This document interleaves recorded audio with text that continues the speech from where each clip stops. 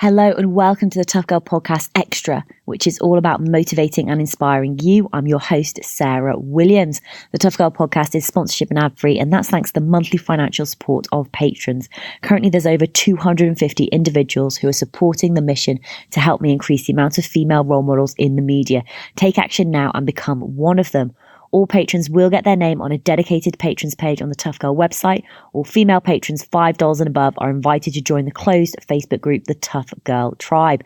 Today, I'm delighted we're going to be catching up with Kat Davis, who's going to be sharing more about walking the Camino del Norte in Europe, the Kumano Kodo Trail in Japan, and bikepacking over 4,000 kilometers while cycling the total length of Japan. Keep listening until the very end, as I'll be sharing more about the next challenge I'm going to be taking on.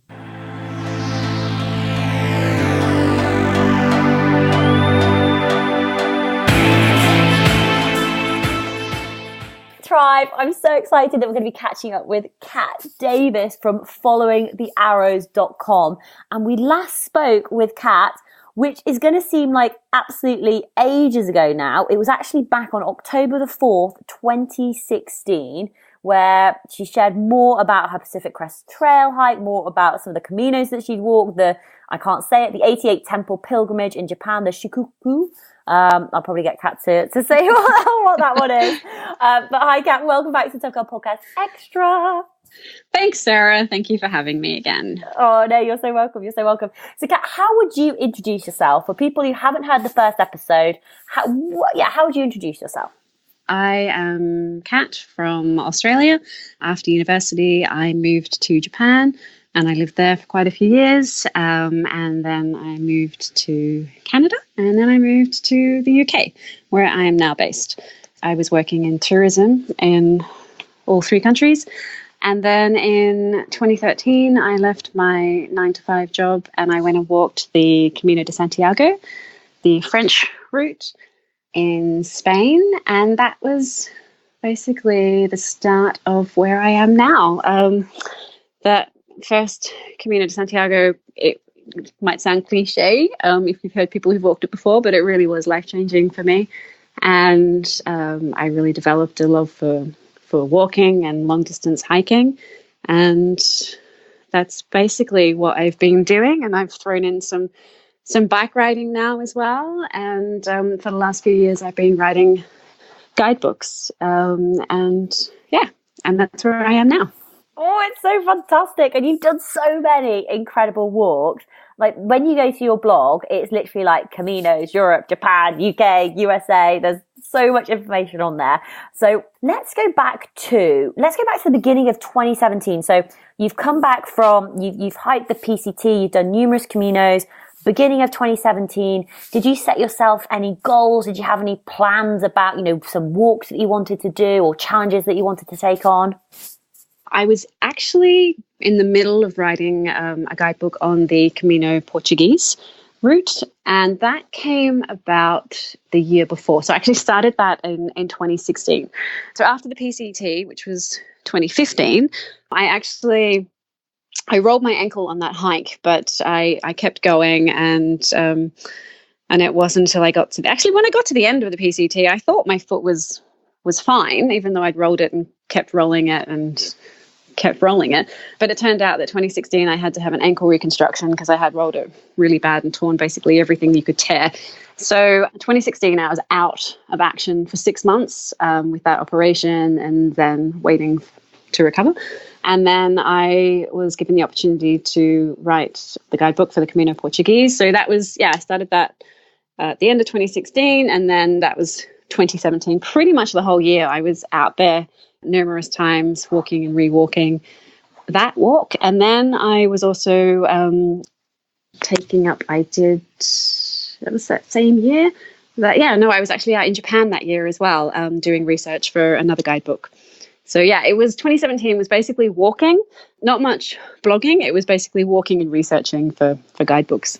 So this is what I'm going to share. So people know that I've just recently walked the Camino Portuguese with Cicero, and Cicero sponsored my hike. So Kat, this is the connection.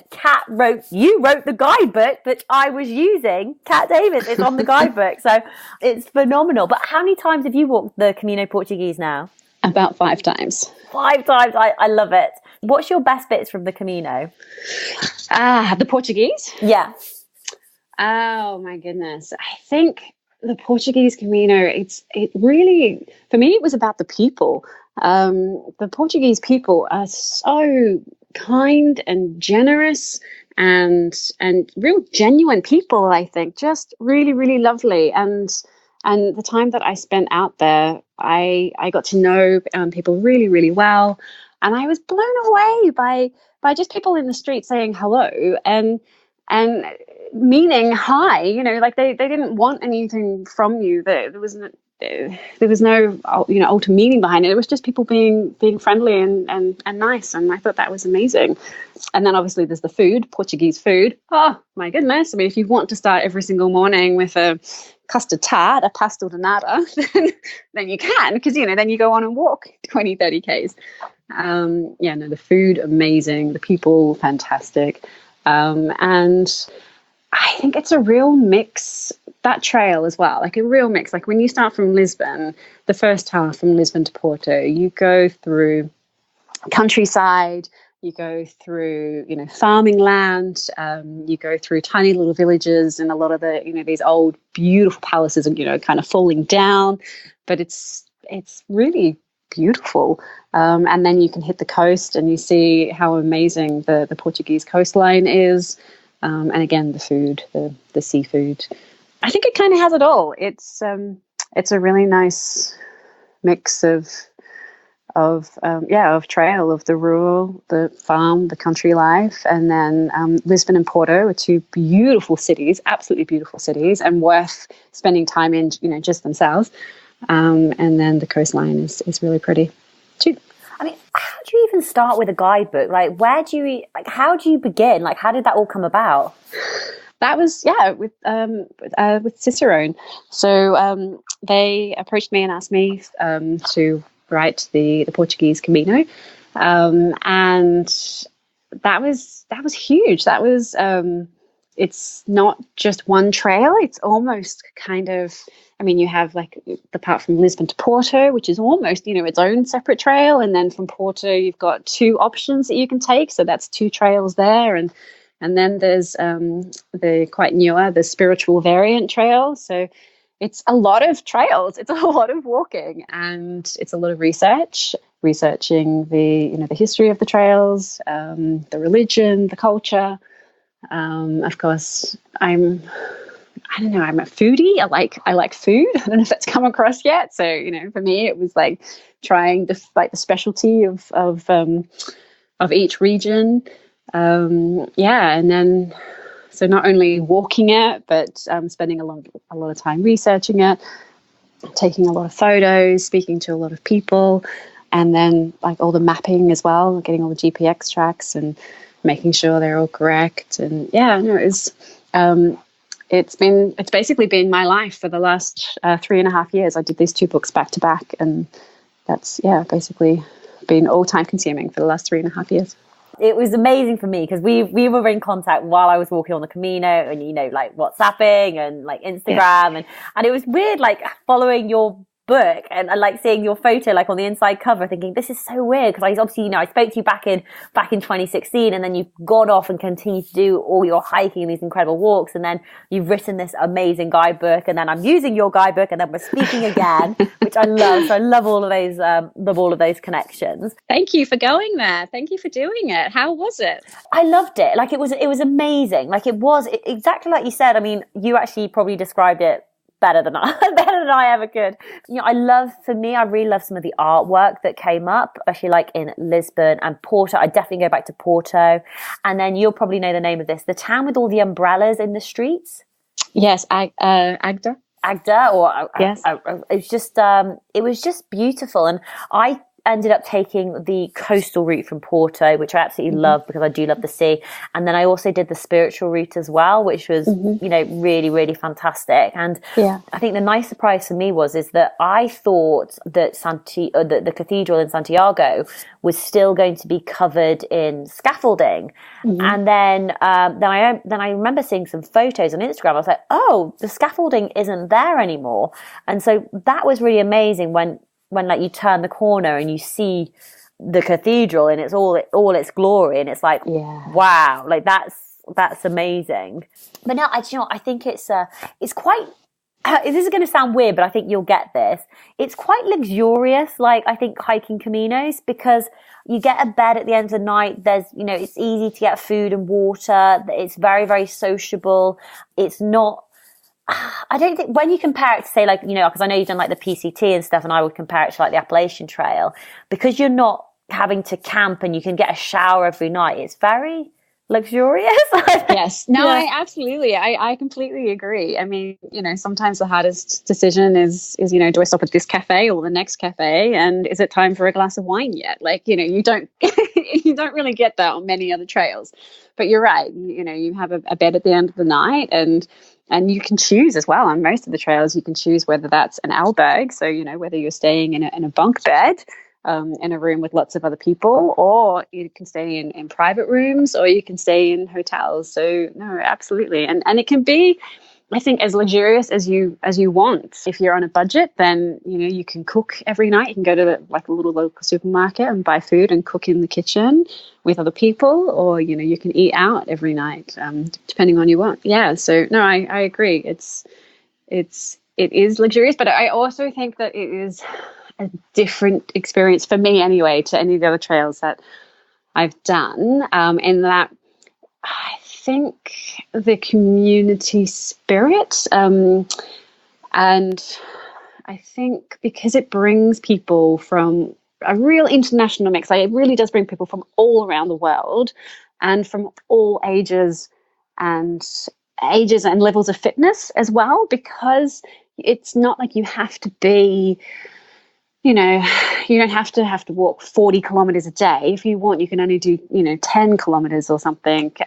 So it brings together everybody, and people that you may not necessarily meet in your normal everyday life. You could be sitting around the dinner table with, striking up a conversation with, and I really love how it brings everybody together, more so I think than other trails where, like when you're doing a long distance trail, then sometimes you need a certain level of fitness, and it just brings together different types of people. Yeah, I think the youngest person I met was like a 19-year-old girl, and then the oldest person I met who just finished like the final 100 kilometers in Santiago was an 81-year-old gentleman who was actually the father of a member of the Tough Girl tribe, Trish, and even like on the trail there was lots of older people doing it, which I absolutely love. I met like three amazing women in their 60s over from New York doing it.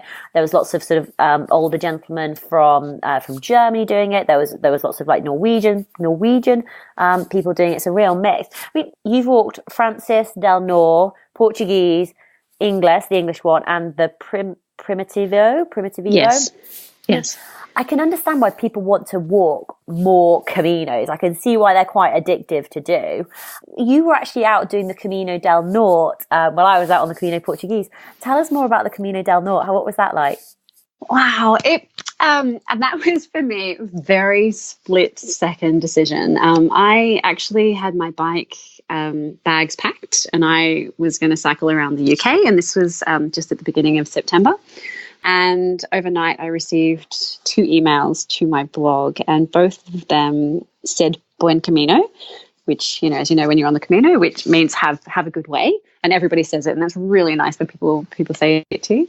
And one of the emails asked me, had I walked any Caminos recently? And I was thinking, I haven't this year, or last year.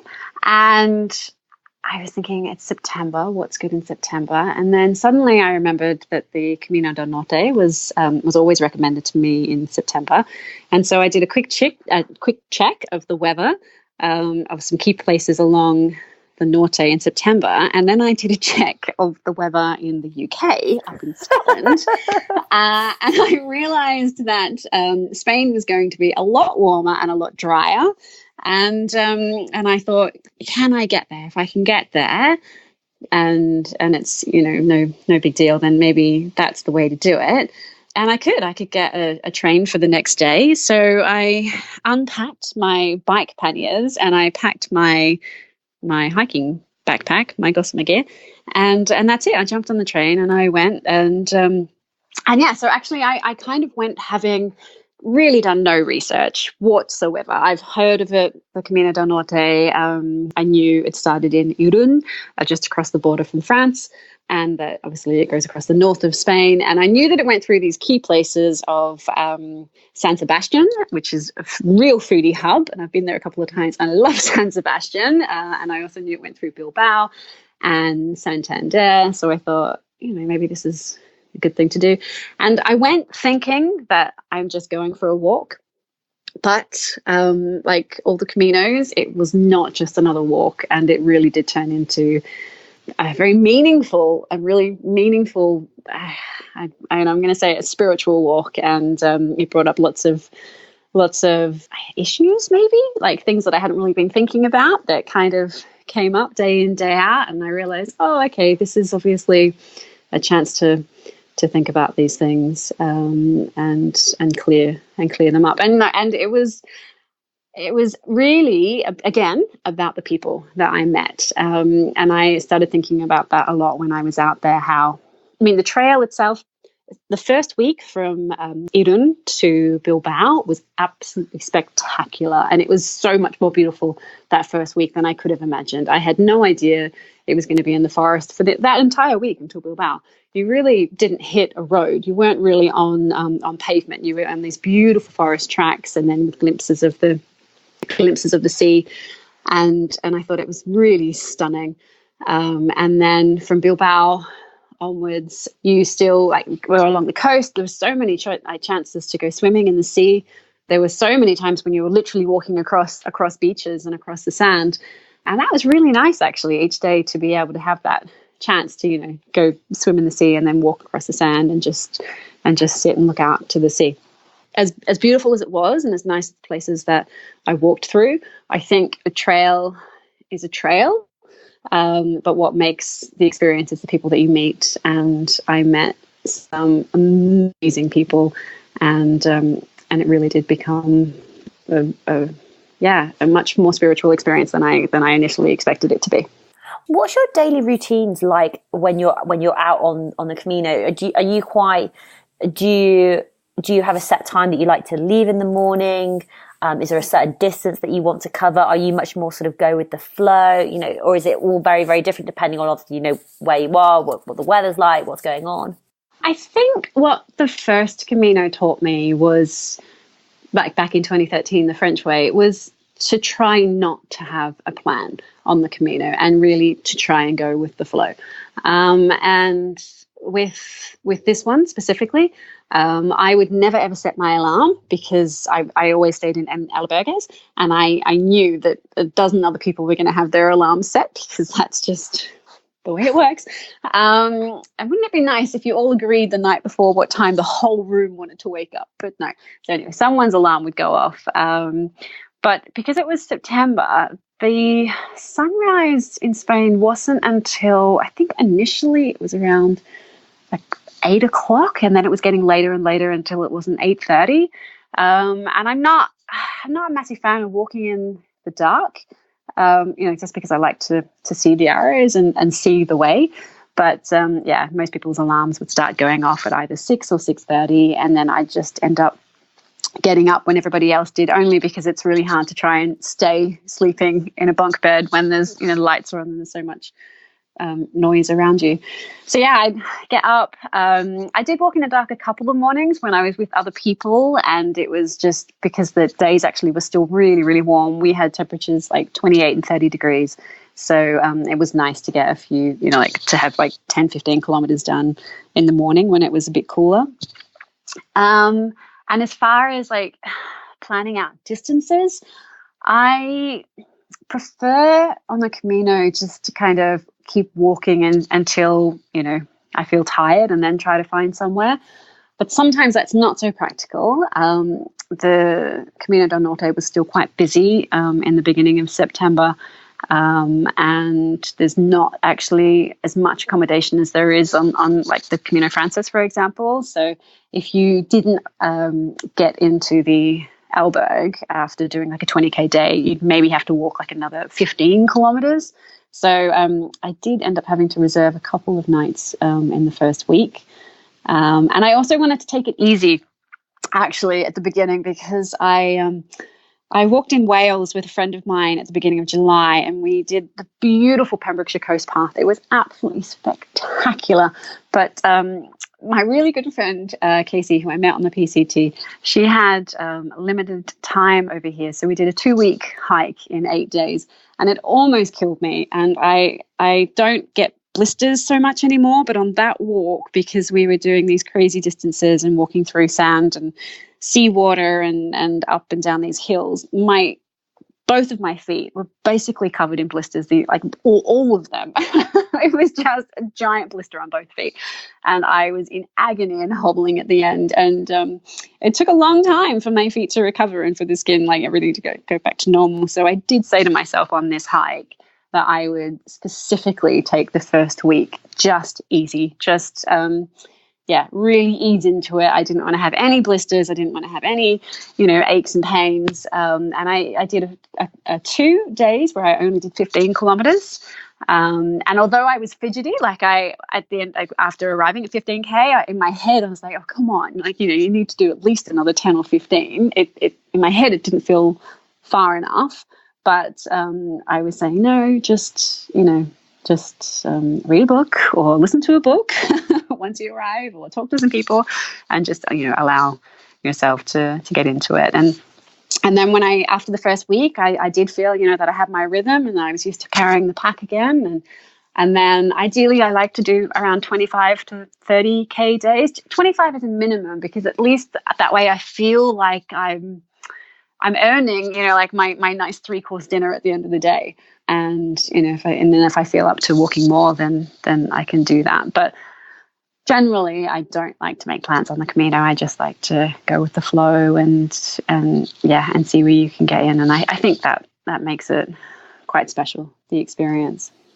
I do. I found this really difficult, trying to go with the flow, because it was quite, not nerve-wracking, but like knowing whether or not you were going to get a bed when you got to like an alberge or not. And and sometimes I found that quite like stressful, because I'd always be, instead of sort of enjoying the moment when I'm walking, I'd always be thinking, oh, how many pilgrims are ahead of me? Am I going to get a bed? Or there's only, because some of, like, especially on the Portuguese one, sometimes there's only like, 8 or 10 beds or something like that. And when you're counting the pilgrims ahead of you, you're like, oh, this might be touch and go. Like, do you get that stress anymore? Or does that not sort of bother you? No, it did on this Camino as well. But in my head, I think, what's the worst case scenario? If I arrive in this town and the albergue's full, then I can see, like, there's a list of there's 4 other places. I've got some cash on me, or I have a credit card if I need to use that. And really, what is the worst case scenario? If I can't get anything in this town, then maybe I have to get a taxi to the next town. But that's kind of how with every decision, I always think, what's the worst case scenario? And a good example on that Camino was, I had been walking with some people for a while, and we said goodbye. And there was this one day where I was by myself because we'd gone separate routes. And I was listening to an audiobook, and I was actually really enjoying this audiobook, and I was really enjoying the day. It was nice weather, and I was in no hurry at all. And I came into a town at about 5 o'clock, whereas usually, most pilgrims have arrived by about 2 o'clock, and then they've done their washing, and then they've, had a rest, and then, maybe gone out for dinner or something. And I turn up at 5 o'clock, and I know that there's a municipal albergue there, but I knew that it only had 12 beds. And I thought, there's no chance that I'll get a bed. There's only 12, and it's so late in the day. But I thought, well, I have to walk past it anyway. The trail goes right past it. So I'll poke my head in and see. And worst case scenario, then, I go and I find somewhere else. There was booking.com. There was heaps of pensions available. And I poke my head in and I say, is there any beds left? And they said, yes, we have 1 bed left. And for me, it felt like Christmas Day. I was like, it's 5 o'clock and I'm in this massive place, and only 12 beds, but they have 1 bed left. And they said that, basically everyone had arrived, 2 o'clock in the day. And then what happened in the afternoon was that couples kept arriving, but because they were two and there was only one bed, that everyone kept moving on. And because I arrived by myself, I was able to get the last bed. So it was just one of those things where, there is that saying on the Camino that the Camino provides, and sometimes you just need to have faith that it will all work out, and if not, that something else will come up, and that maybe that something else was what you were supposed to do, or end up in anyway. Oh, I love that. It's like the world is working for you, not against you. So yes, yes. That's fantastic. So you said actually you were writing the Camino Portuguese guidebook, but you're also writing a second guidebook, Japan's Kumano Kodo pilgrimage. Is that right? That is right. Yes, the Kumano Kodo. Tell us more about this hike, this trek. It sounds incredible. It is. Oh my goodness. It is so special and really very, very beautiful and completely different to the Camino. However, the Camino and the Kumano Kodo are twinned, and that's because they are the only two pilgrimages in the world that have been designated UNESCO World Heritage. So because of that, they are twinned. So if you walk the Camino de Santiago, and that can be any route on the Camino de Santiago, and you have your stamped credential, then if you go and walk the Kumano Kodo in Japan and you collect the stamps along the way there, then you can take both of the credentials and you receive a special certificate that says that you are a dual pilgrim because you've completed both. So when I say it's completely different, like when you think of the Camino de Santiago, that's like a long distance walk, usually 600, 800 or 1,000 kilometers long, whereas the Kumano Kodo in Japan, it traditionally, like 1,200 years ago, it was an ancient pilgrimage route, but it was a network of pilgrimage routes. It was 5 trails, and it was what the emperor would use to walk from the ancient capital, Nara and Kyoto, and they would come down the coast to an area just south. If you know, like the map of Japan, if you can think of where Kyoto or Osaka is, there's a peninsula just due south of that. And it's called the Kii Hanto, the Kii Peninsula. And this is where these network of trails are.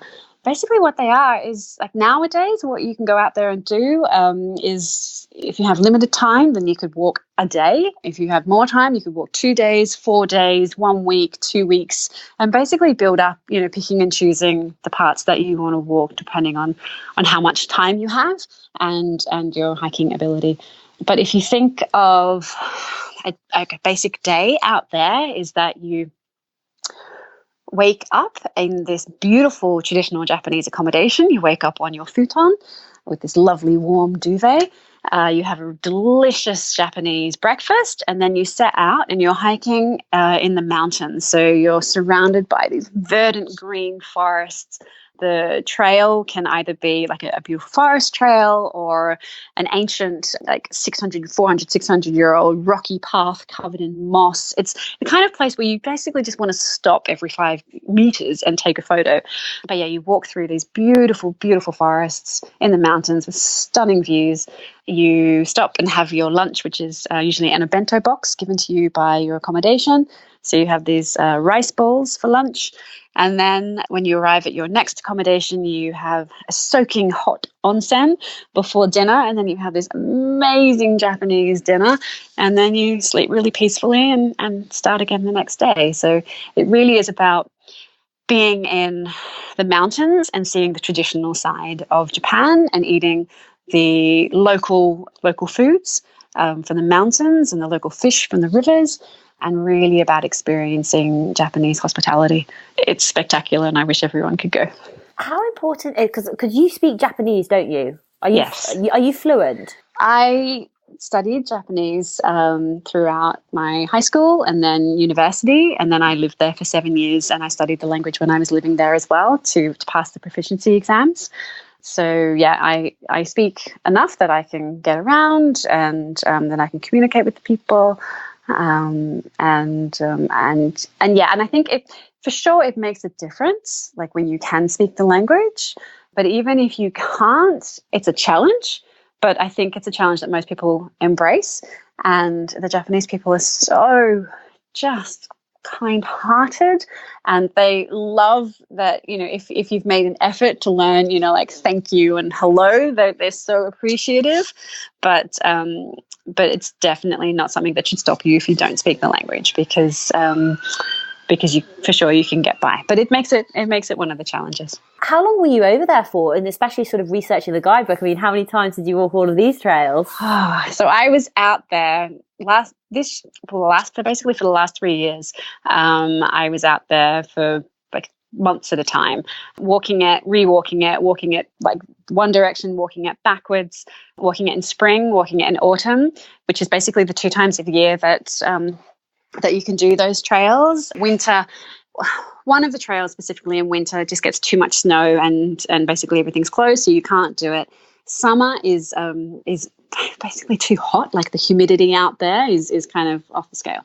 The humidity, and it's also the rainy season. So spring and autumn are the 2 peak times. So yeah, that's where I was the last couple of years, in spring and autumn. And I feel so lucky that I could have been there, because spring in Japan obviously is the cherry blossom. And when you're in these trails and seeing the cherry blossom every day, you could never get sick of it. Like when you walk around the corner and you see another, cherry blossom in full bloom, it is just spectacular. It is so, so, so beautiful. And then obviously in autumn, they have the maple leaves, the changing of the color of the leaves, and it's just as beautiful. So, I feel really lucky that I was able to be out there walking and rewalking these trails. Are they busy? Is it like the Camino? Are there lots of international people there? Is it a very Japanese thing to go and do one of these walks? So the most popular trail on the Kumano Kodo is called the Nakahechi. And it's the most popular because it has the best facilities. Is it busy? I'd say yes, it is busy in those peak seasons of spring and autumn. But when I say busy, you could still go a day and maybe see nobody on the trail, or you could still go a day and see maybe only 4 or 5 people. Because what makes it busy is that it's such a remote location that the villages where the accommodation is, maybe there's only 2 or 3 places to stay. And in those places, they only have 2 or 3 bedrooms. So really, each village can accommodate, 10 people, and that's it. So unlike on the Camino, where, that little village can accommodate maybe 50 or 60 people or more, here it's busy just because there's limited accommodation. So you do need to pre-book your accommodation, because it does sell out, because there's just not much available. And yeah, it's definitely busy with international people. So I'm walking out there, seeing a lot of people from Europe, a lot of people from Australasia, but for sure not at all. Yeah, not at all like the Camino. I mean, I really could go days without seeing anybody, or days with just seeing a couple of people. But then at the end of the night in your accommodation, that's a chance to meet other people, because usually you'll have dinner in the one room together. So if you didn't see them that day, then you meet them that night and you have a chance to all talk. And then usually the stages are quite similar. So if you see those people the one night, then you'll probably see them again the next night. So it is a nice chance to meet new people and make friends as well as you're going. Do people expect you to speak Japanese? Are they quite shocked when you can communicate? No, I don't think they expect you to speak, I don't think they expect me to speak, or anyone to speak Japanese. And that's why I think they are so delighted, when people do make an effort, just to learn a few basic words. If you are going out there and you learn how to say thank you, or that was delicious, because all the food's delicious. That's something you could say nonstop. Good morning, good night. I think they're overjoyed. I really don't think they expect anyone to speak the language. So they are very, very happy when you do. And even if they can't speak English, they make such an effort to help you in any way possible. Even without speaking, if you're looking at a map, they'll help you, or they'll get out apps, with language translations on their apps and stuff. Such a friendly, lovely, warm, polite society. I loved living there. It's just such a wonderful, wonderful place. And I'm so excited that they have the Rugby World Cup on now, and they have the Olympics next year. I think, good for them. Absolutely. And actually, you sort of packed in your hiking boots, and you decided to buy a bicycle.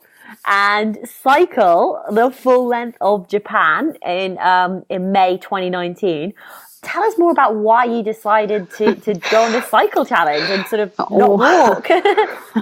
Well, Sarah, you had a big deal to do with that. So I saw you cycle your big trip along across America, and I was watching all these other people going on these bike trips, and it was nothing that I'd ever really thought of. Like hiking was, just easy, and when you have the gear and it's just your feet, you don't have to worry about anything else. Like nothing, I have to worry about myself breaking down, but nothing else. And so I guess it had slightly subconsciously gone in, like seeing you and other people on these bike trips. And then at the beginning of this year, I was at the Adventure Travel Show in London, and I was giving some talks, and I met another author, a man called Mike Wells, who's written a lot of books about cycling everywhere, like all over the place.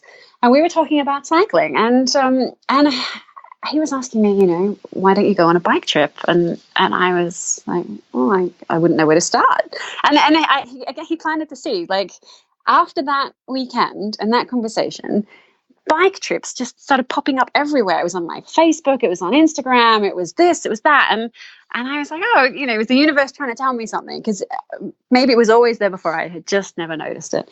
And the first thing that popped up actually was a bike trip in New Zealand, the Tour Aurora, basically a bike trip the length of New Zealand. And I kind of looked at that and I was like, oh, well, for someone who's never ever been on a bike trip before, I wonder if I could do that. And then the Eurovelo 6 popped up everywhere, and that's a bike trip that goes basically from France to Romania, across 10 countries, 4,500 kilometers. And actually that, I was thinking, looks really, really good. I'm thinking I could go from London. It's completely flat and apparently just follows rivers, and you camp. And whenever I'm doing anything, I'm always looking for a way where you can camp. I want it to just be, when you're self-powered, I don't think it should cost the earth. I want to, I want it to be cheap. So I want to look at, camping and doing whatever I can on a very minimal budget. And then my husband said to me at the beginning of the year that he would like to go back to Japan to see the cherry blossom. And it was very last minute when he mentioned it. He said he can get some time off work, and did I want to go and see the cherry blossom? And asking me that question, I mean, do I want to go to Japan? Like it's one of those, I'm never ever going to say no. And so I thought, well, if we're buying the airfare to go to Japan, then maybe I'll cycle Japan.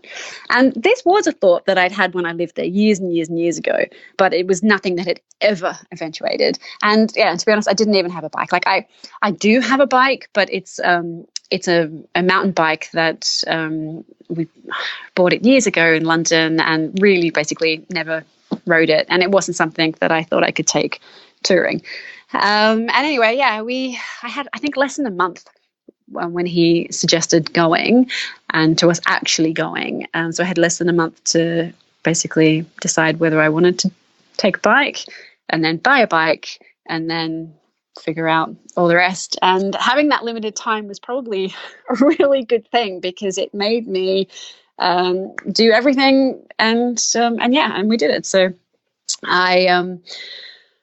again, I have to say I didn't have a bike that I thought I could use. So the first thing was to do a lot of Googling, what do people use touring bikes? What is a touring bike? What's the difference between a touring bike and a road bike and a mountain bike? Do I need a touring bike? And then it was like, oh, how expensive are touring bikes?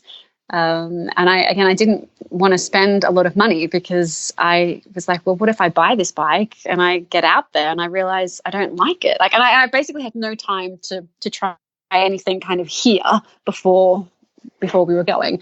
So it was very last minute. I ended up buying a bike. It was the only one, basically I tried 4 or 5 different bikes. I got on them, rode them around a little bit, and there was one that I felt comfortable, so I went with that. It was the Dawes Caracum. And then I was planning on using basically my hiking gear, although I did end up buying some padded bike shorts, which I think is probably a good idea. And yeah, it was basically buy everything and then get out there. We had like a 2-week holiday together to see the cherry blossom and just do our thing. And so when we arrived, I had boxed the bike up and we'd flown over with the bike, and I had it sent down to where we were ending our holiday, which I made sure was where I wanted to start my bike trip. So my husband was quite accommodating with that. And I decided that if we were going to go out there, that I would cycle from the southernmost point of Japan in Kyushu to the northernmost point in Hokkaido, just because I hadn't been to those places. And I thought in the amount of time that I had, like when you go as a tourist, you have a 3-month tourist visa. So I thought in that amount of time I could go and do it. But I had no route planned. I had no, other than I'm starting at the southern tip and heading to the northern tip, I had basically nothing planned. And the very first day that I ever got on the bike, fully loaded with the brand new panniers, was the day I started. And my husband had already left by this point because he'd flown home. So I was there by myself in this hotel that we'd booked, and it was on top of a hill. And it was raining that morning.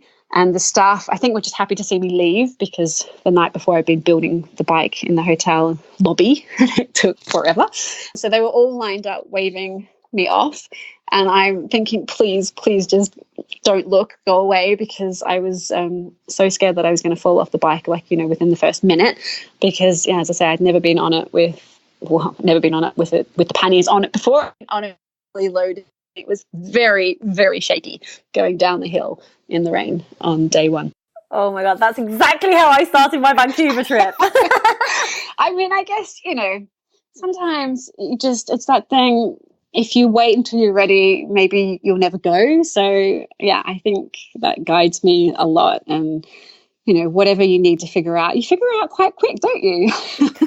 I'm seriously impressed that you built your own bike. Wow. Okay. So don't be too impressed. I knew there was something wrong with the bike when it had been built, in the hotel lobby. And I went up to the receptionist and I was like, so are there any bike shops nearby? And, this is like midnight the night before because I had no idea it was going to take 6 hours in the lobby, having never taken my bike apart before I rebuilt it, the brand new bike. And I asked them if there were any bike shops nearby, and she said yes. And I showed her which way I was leaving the city, and there was one that was 5 kilometers away. And I thought I might just pop in there in the morning because something doesn't feel right on the bike. So I left kind of late in the morning to make sure this shop was going to be open. And as I say, first thing I'm going down the hill in the rain, thinking the brakes are a bit funny. Brakes aren't as good as I would think they would be. And anyway, I get to the bike shop and I explain to this guy, so yep, I've just put the bike together. And this is going to make me sound terrible. I did, but it's true. I did do a bike maintenance course before, in the month, before leading up to it, just because I've never had to change a flat tire before. I've never had to do any maintenance on a bike before. So I thought at least I should go along to a course and learn, how to change a tire and things like that. But I took the bike apart, basically 2 weeks prior in London late at night and stuck it in a box to get it over to Japan. And so now I couldn't really quite remember exactly, how I'd taken it apart. And so when I put it back together, I did it wrong. And he said, so what did you touch? And I showed him everything that I had touched. And it turns out that my handlebars were still twisted. My front handlebars, because the front wheel had been off and that had been all twisted up, was still completely twisted. And he did have to do a few rotations to make sure that was correct. And that's why the brakes were a bit, not working so well. So for sure, it was absolutely the best thing going via the bike shop. But I think, I learnt, and I won't make that mistake again. But maybe that was how I had to learn in the first place, was now I know, when you're taking a bike apart, you need to be very careful and you need to be very observant so that you can put it back the same way. But yeah, no, my very first trip was 5 kilometers out of the city to a bike shop. And thankfully, that man told me that the bike shop that I was in was a chain all across Japan. And yeah, I made a lot of friends with probably 8 of their shops all across Japan. So it was a good start on the very first morning. What was the biggest challenge being out on the road? What were there good cycle lanes? Was it cycling on the road? I mean, so Japan, to be honest, I think I'm pretty spoiled having that being my very first ever experience of bike touring, because the Japanese drivers were very, very cautious, and no one would come anywhere near me other than trucks. But trucks was fair enough because there just, usually wasn't much room for the trucks to maneuver. But cars, when they were passing me, would basically go into the next lane. So much so that I was worried, on corners, because I'd be like, just don't go so far over because you can't see what's coming the other way. And I didn't want to cause an accident or anything. But no, the cars were incredibly cautious. The roads are so good in Japan. Like even bad roads are good. Like roads are very, very good, and it's incredibly safe. And I knew that obviously from living there, but this is going to sound crazy, but basically most of the meals that I was having while I was cycling were from convenience stores, which are they're everywhere. They are literally like every 5 kilometers you'll pass a convenience store, and they've got fresh sushi or noodles or sandwiches, like you name it. You can have a really decent meal. Like it's not junk food, or you can have as much junk food as you want. But I would leave my bike out, like in the car park, like outside the shop. I wouldn't lock it. Usually I take my phone in, but often my everything was on the bike. My panniers, my GPS, my GoPro would be on the handlebars. I'd go into the shop. I'd buy whatever I wanted to buy. I'd go to the bathroom. I'd come back out. The bike's still there. I went into shopping malls and left my panniers on the back of my bike. And if I went into a shopping mall, I would lock the bike because I couldn't see it. But I would leave the panniers on the back, and I'd be gone for like an hour or 2 hours, and I'd come back, and no one would really even think about stealing your bike. And that's why I think I was spoiled, because being there by myself meant that I could do that. Whereas cycling around the UK or Europe, I'm hesitant about cycling by myself because I don't think I could leave my panniers on the back of my bike, and that would mean carrying them wherever I went, and that's not so easy. So as far as Japan goes, like a wonderful place for cycling, absolutely wonderful place for cycling, very, very friendly, very, very safe. So you're out on the road for 69 days, which included 11 rest days. You cycle a distance of 4,529.9 kilometers. The ascent was 37,312 meters and descent was 36,786 meters. Absolutely incredible. Is it expensive to cycle in Japan? Like, what was the whole trip quite expensive? Was it easy to keep the budget down? Do you know how much you spent?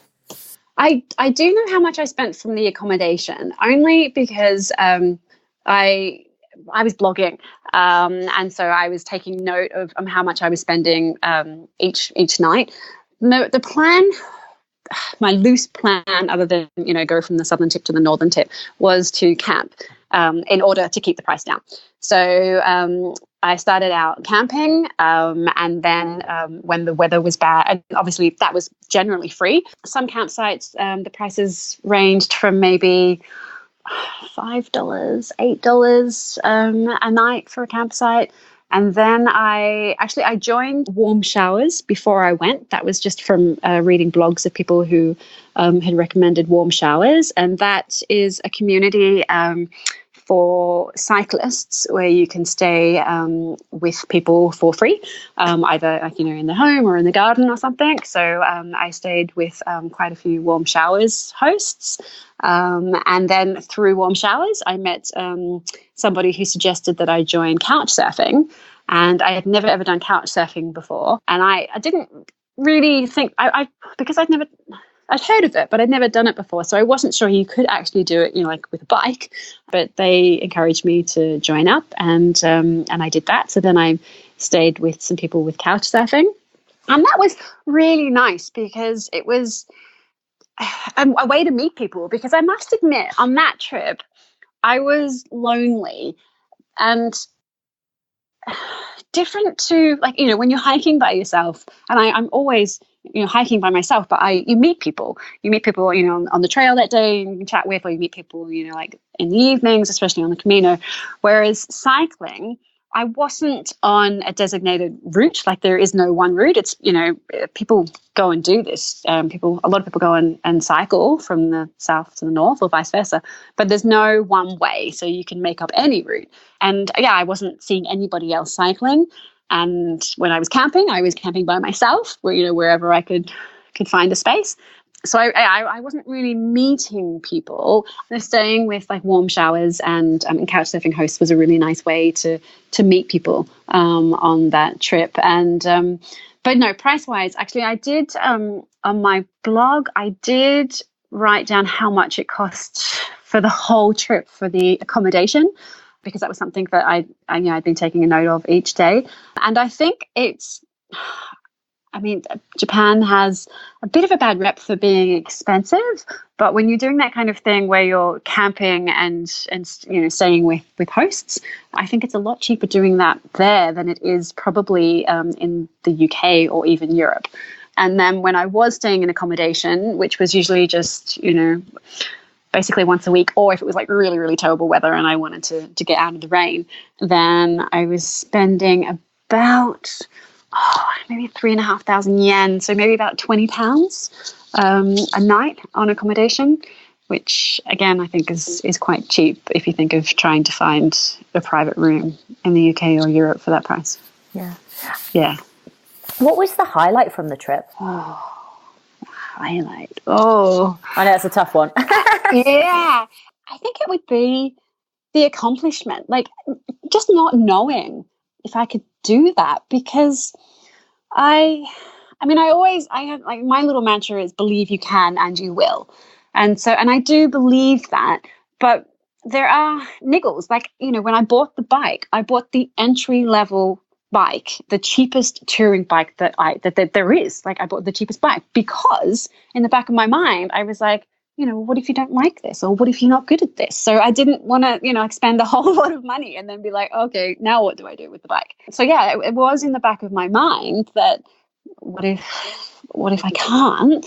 So just the accomplishment, like, of every day going, like, on day one, it was like, oh, look at that. I just cycled 50K, which doesn't sound like a lot, but it was my first day and I didn't know if I could, kind of thing. So yeah, I think the fact that I set out with a very loose plan. It was, I had this time, go and attempt to do this, and that I did it. I think that is the highlight. And for sure, lots of other highlights. Like, I definitely, I did end up meeting some people. I met some other cyclists. Who I'd seen through Facebook, actually, blogging, because there's a couple of Facebook groups for cycling in Japan. And I'd seen this couple, and I'd actually I saw them and I jumped on their blog because it seemed like they were a couple of days ahead of me. And it was really handy information because, I'd been cycling along a road that I thought was a bit too busy, that I wasn't really enjoying cycling along. And I was reading their blog, and they were saying how they had the same thoughts, but that the road got quiet and really nice, and it went through the mountains and it was really beautiful. And so I was like, oh, this is really helpful. This is great. And then one day I'm cycling and they cycled the opposite direction. And I thought, hang on a sec, that's those two people from that blog that I was reading. And until then, I had never seen any other touring bike in Japan. And this was only like the third week or something. But, the bikes stuck out, and so did they. And I turned around and they were going uphill and I was going downhill. And I was trying to, like, catch up to them. So here I am, like, cycling up this really, really big hill, trying to, like, wave them down. And I'm like, hey, aren't you guys like Sue and John? And they were like, yeah. And I'm like, oh, I saw your blog. And so, on the side of the road, we had this chat, and I just said, thanks so much for your blog. And, you've really helped me out.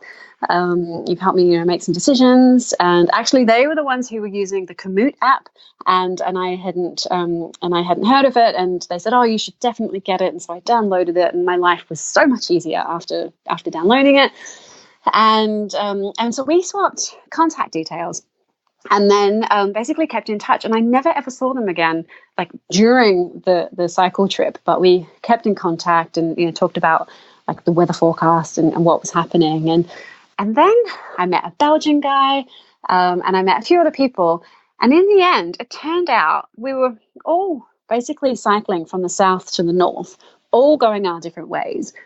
But funnily enough, we were all going to be basically finishing on the same day or the next day. And so I knew there was like 5 of us, and I messaged them and I said, you know, it looks like we're all finishing around the same time in the same city. Do you want to catch up and go out for dinner? And we did that, and it was absolutely incredible, considering we'd all had this experience, all separate, and then we all came together, and we were like hours in this restaurant, all talking, you know, about our stories of this cycle trip, and it was just actually a really wonderful way to end the trip. Like it was this really wonderful, like, congratulations to everybody, and this party, this celebration. You know, we've all done what we, you know, set out to do, and it was nice to feel part of, you know, a community. It was the 5 of us, but, you know, it was a really wonderful way. And I must say, one of the other things is, and this has happened on a few trips that I've been in Japan, I met this wonderful Japanese couple. I was camped in a park, and they were camped in their camper van in the car park. And we met in the morning. We were watching the sunrise together, and they invited me into their camper van.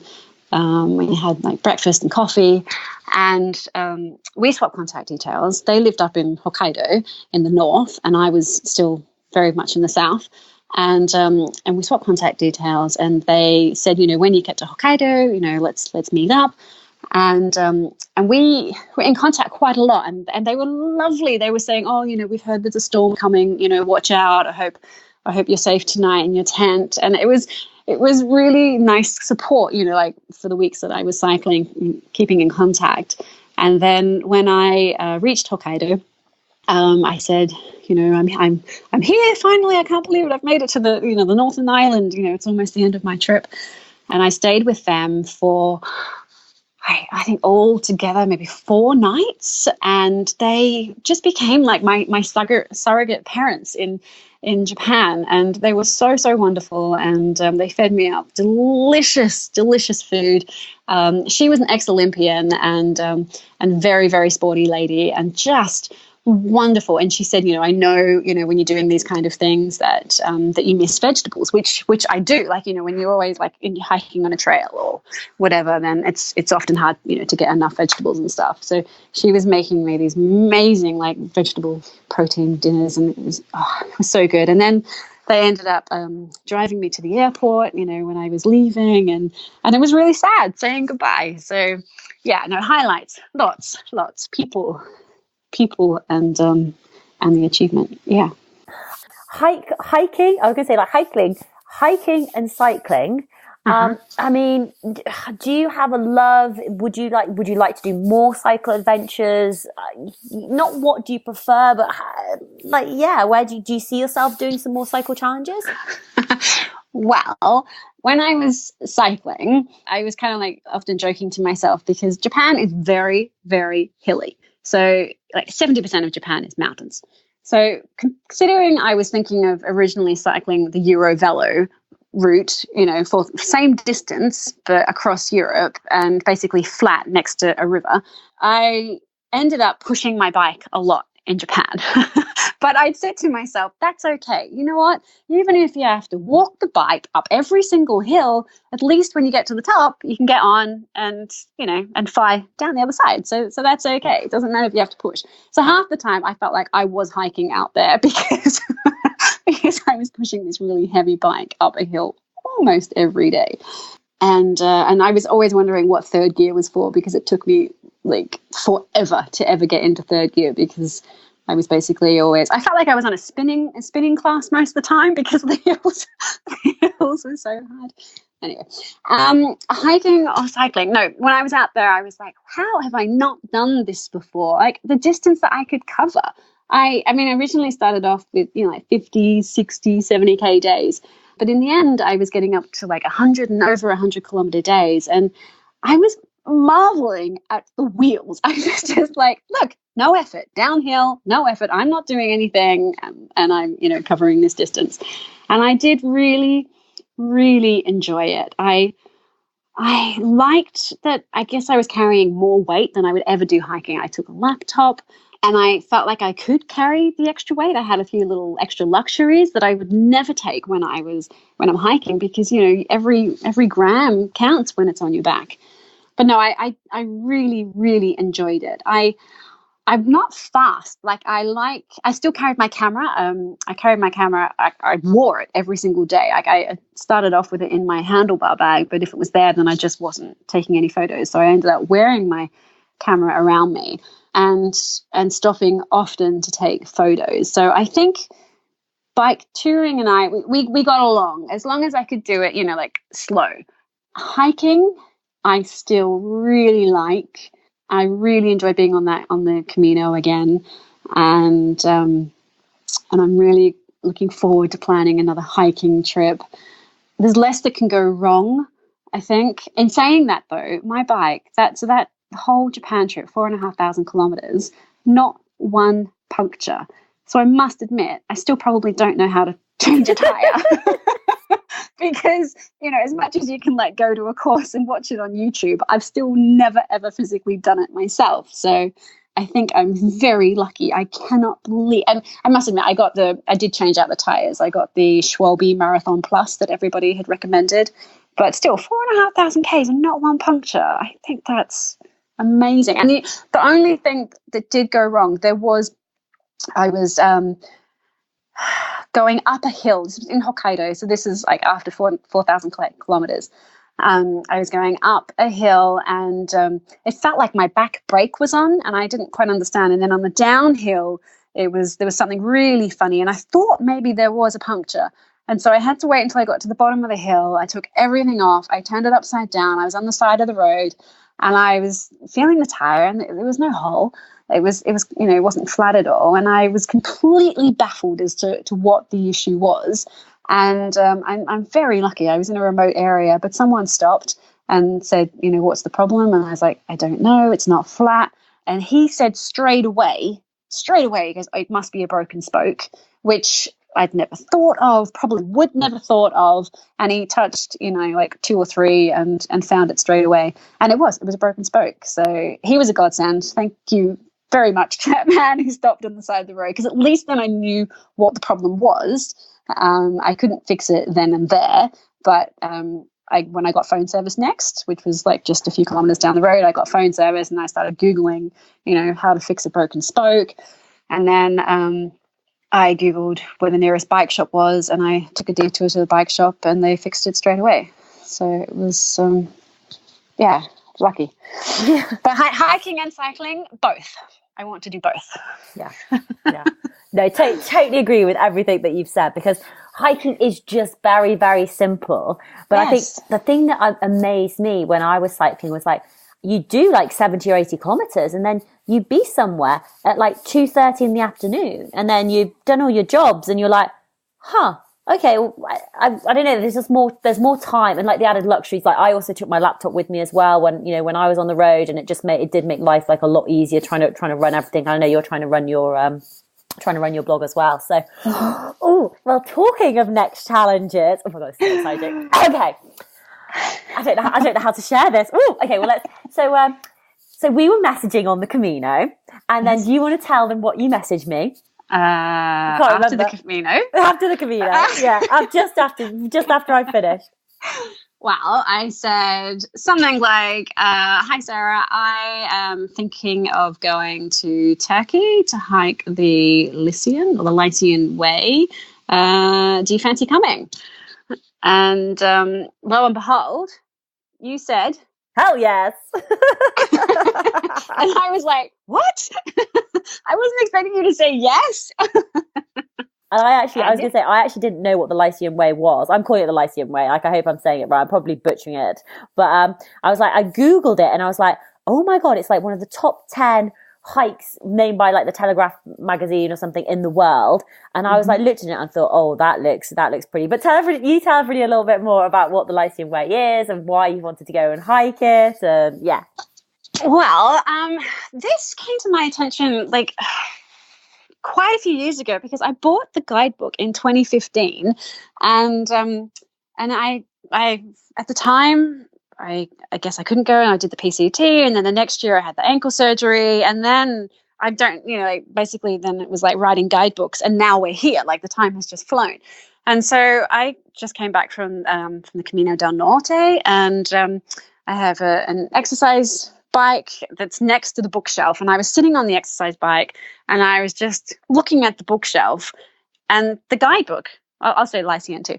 The guidebook for the Lyceum Way just popped up, and I was like, yeah, let's have a look at that. I was on the bike, and I was, looking for something to do. And so I opened it up, and the first thing I looked for is when's the best time of year. And it actually said that the best time one of the really good times of year was September to November. And October can still be quite warm, and November can be, like better temperatures. And I thought, okay, well, I've still got some time, and I looked into it a bit more, and it's basically it goes from like the south of Turkey, from near Fethiye, a place called Oludinez. It goes from there to around the southern coast to Antalya. I think it's about 540 kilometers, and it seems to be just a really beautiful coastal hike in Turkey. And yeah, as I say, it's been something that's kind of been on my list of, wanting to hike trips for quite a few years now. But I was hesitant about going by myself. I was hesitant about going by myself as a single female, and in what's going to be the off season as well. And I don't know if these fears are founded or not, but it is something that I thought would be nice to do with somebody else. And something else that also came up for me on this Camino that I've just done was that I know that I can do challenges by myself, in that I can hike by myself, and I know now that I can cycle by myself. But what has been coming up for me recently is that I'd like to challenge myself basically to do things with other people, like to be like with teamwork or hiking with somebody else. So it's something that I would like. Yeah, another challenge that I would like to do is the fact of hiking with somebody else. Yeah, absolutely. And it was like the same for me, because I've been like really organized this year, and I've been really on it with like my podcast and my blog posts, and so I'm sort of quite ahead of schedule. And I was thinking, well, the reason it was perfect because I've actually got the whole of November free. I've got like one speaking engagement on the 7th of November, which is down in Devon. And then it's like, yes, I'm free. So we got on the phone together. And sorry, I should also just add as well, the hiking with other people is also something that I've wanted to do for a while now. Because exactly like you, I know I'm very, very competent by myself, and I can hike by myself and ride by myself. But actually doing it with another person, it is going to throw up some interesting challenges, which I'm actually, yes. I think we're both quite excited about. Maybe a little bit nervous, but we've had some good chats, and I think we're all on like basically on the same page with like how we hike and what our concerns are and all of this sort of stuff. Yes. And then we were on the phone, and I don't know if I brought it up, but I said, because when I was trying to book my flight to Lisbon for the Camino, my sister had said, oh, why don't you book using points through Amex? Because I found basically that I had like 20,000 Amex points like on a card somewhere. And I tried to find it for Lisbon, but most of the flights go out of London, and I couldn't make it work. And so when we were on the phone chatting, we went on to British Airways, and we managed to find a flight for like, well, this is insane, for 50 pence, 50p, less than $1, and like 12,000 points. Although I looked at business class first. I was like, oh yeah, that's like 20. Yeah. I was like, then I was like, no, let's rein it back. It's only like a 4.5 hour flight. So we booked our flights there and then. Yeah, so we're heading off on the 9th of November. We think it's going to take about 29-30 days, I think. yeah, I don't know what else to say. Like, I'm just really excited. Me too. Yeah. Me too. Really excited. And yeah, we know it's, you know, it's a new challenge for both of us, but it's something that we both want to do. And yeah, and for sure, I think the number one challenge that I think we'll face at the moment is possibly the lack of water. But again, it's one of those things. We've both hiked before. We're used to, you know, carrying all of our kit. And I think it's one of those things that we will just, you know, figure out when we're there. Yeah, absolutely. Well, it's quite exciting because it's going to be different from the Camino as well for me. It's like, I think you messaged saying it's almost like the Appalachian Trail again, you know, weight's very important. You've got to consider like what you're packing, obviously taking your tent and everything. So I've been starting to go through like all my gear again, and I was like, right, poncho, walking poles, have I updated my first aid kit, and have I got my mini Sawyer, and I need to get my weighing scales out so I can go through and weigh everything and just make sure that my weight is super low. But when we were talking, what's your vision describe your vision for the end of the trek, because I love this. So, okay. So this is what I envisage for both of us. I think, because this, you have to set a goal. And for sure, it's a concern walking with somebody else, because, you know, when you walk by yourself, you decide yourself what time you're getting up, and you know, you decide yourself when you want to stop, and when you want to eat, or if you want to keep going. And you know, it's you can be very, very selfish when you're by yourself, and when you're with somebody else, then you have to compromise. So for sure, that I think that will be a challenge for us, because you know, the main thing we're thinking is to camp, and then, you know, stay in accommodation, you know, when we can, or where we can, and when we want to. But there's a lot of compromises that we're going to have to make. So I think this is a wonderful challenge, and it's something that I am ready for and I really want. And I think at the last day, we are going to be so happy. We're going to be so excited that we have done this challenge together. We're going to have a huge hug. We're going to be super happy, and then yeah, we'll become great hiking buddies. And you know, we'll know that if you ever need to call on someone to go on that trip with you, then you've got a hiking buddy that you can call on. Exactly, because I should just clarify as well, because people may think that we've met each other, but we've never actually met. So we've spoken on Skype for the interviews for the Tough Girl podcast, and way back in 2016. Obviously, this interview now, and we've had more phone calls and stuff, and obviously follow each other on Instagram and Instagram stories. So the first time we're going to meet is going to be at Gatwick Airport on the 9th of November.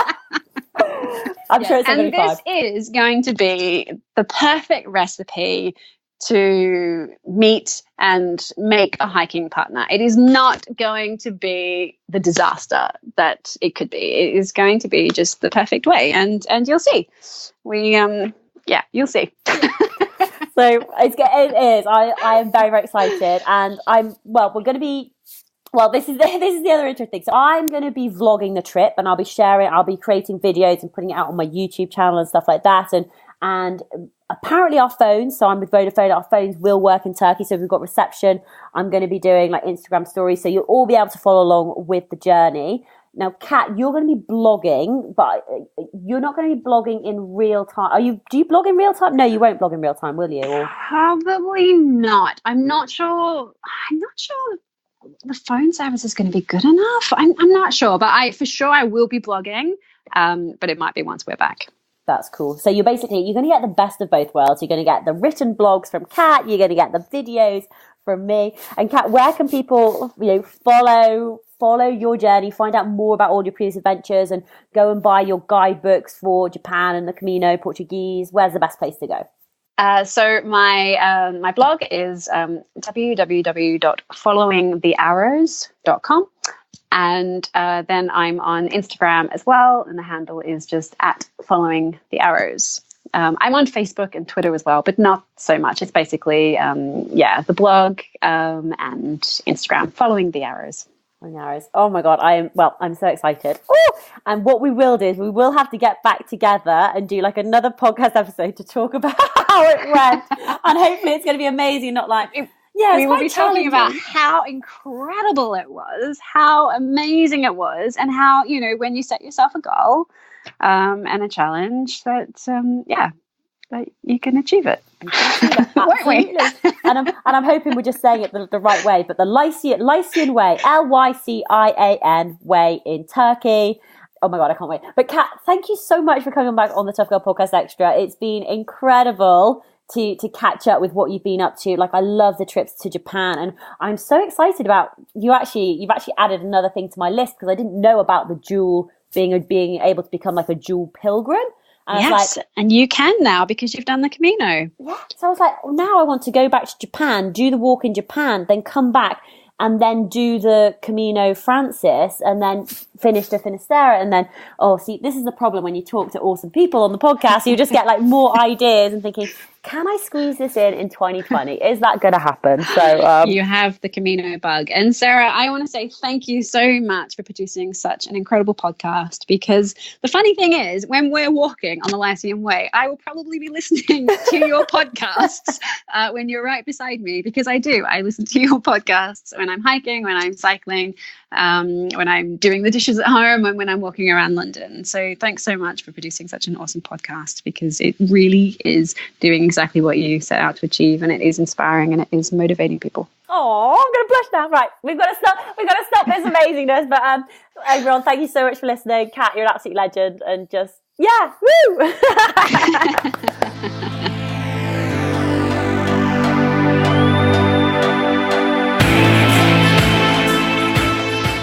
Hey Tribe, thank you so much for listening to that episode with Kat, and I am so excited that we're going to be heading off to Turkey together. It's going to be an incredible adventure, and obviously I'd love for you to follow along with us. I'm going to be sharing all of the links on toughgirlchallenges.com, which is the main hub. So if you're brand new to the podcast, please do go check it out, and the show notes are on there, and there'll be a dedicated page about the Lycian Way.